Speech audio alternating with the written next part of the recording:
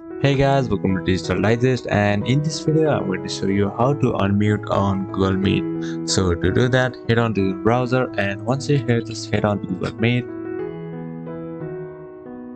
Alright, so let's create a new meeting over here.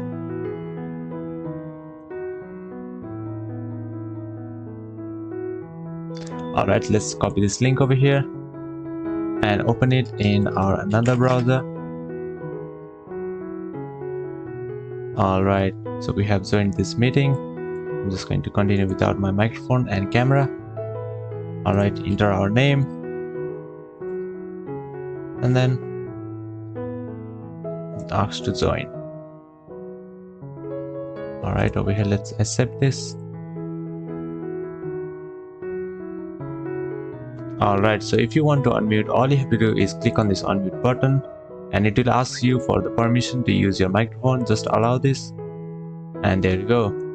That is how you can unmute yourself in Google Meet. Thank you for watching this video, and I will see you on the next one. Also, don't forget to subscribe to our channel for more videos like this.